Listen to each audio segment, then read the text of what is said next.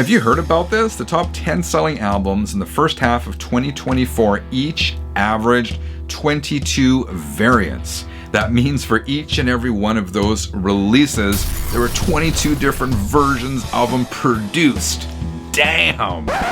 Alright, 33ers, if you think you've seen an increase in the amount of vinyl variants out there, it's not your imagination. Everyone is doing this, from Judas Priest to Taylor Swift. It's par for the course now. When a new release comes out, the record is issued in different colors on multiple formats and sometimes with alternative covers. Some go exclusively to certain retailers, indie record stores, Walmart, Amazon, you get the idea. Here, for example, is the Walmart exclusive version of A Love Supreme. I would have been happy with a black version, but this one was a good deal, so I grabbed it. Nowadays, we're also seeing a lot of CD variants and cassette versions of some releases, including this 30th anniversary reissue of Motley Crue's Girls, Girls, Girls. A lot of fans love this kind of stuff. In fact, some seek out and buy every single variant. The same thing is happening in the world of books, movies, comics, all sorts of collectibles. And according to new data from Illuminate, the variants trend, specifically related to music, took off around the time COVID hit in the second quarter of 2020.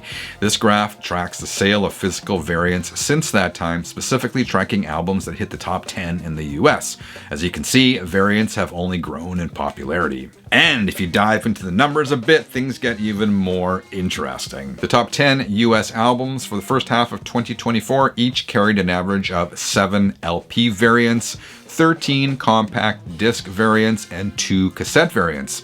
As I mentioned off the top, that's a total of 22 variants on average for each of these releases. K-pop is perhaps the genre that has the most number of variants. K-pop is Korean pop music led by artists such as BTS and Blackpink. It's hugely popular worldwide. In the US, the top 10 K-pop albums so far this year had an average of 14.7 CD variants and 3.7 LPs, again, according to Illuminate. 15 CD versions of an album is a lot for sure, but these variants are selling. People love them. Some of us don't necessarily understand this trend, but I'm not about to tell anyone how to spend their money. If you dig them, more power to you. Truth be told, I do buy various pressings of some albums, not modern variants, but older albums that I love.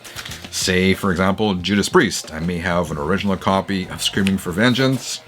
I may have a Mobile Fidelity reissue of that same album, and I may have a Japanese pressing of the record. These are kind of fun to collect, and they're interesting because they all do sound slightly different, and I want to buy them, so what the hell. The only issue I see with these modern vinyl variants where there are 24 editions of the latest Taylor Swift album or whatever is that it ties up record pressing plants and leads to long wait times for everyone else to get their music pressed. But I get it, record companies, pressing plants, and distributors are all in this to make money. There's nothing wrong with that. It's the music business, and that's how it works. Of course, we all know this is a marketing ploy designed to sell physical copies of records, but it works, and it seems that this is a trend that's here to stay. Alright, 33ers, do you collect vinyl variants? Why or why not? Let me know in the comments below. Thank you for watching. Until next time, keep on spinning.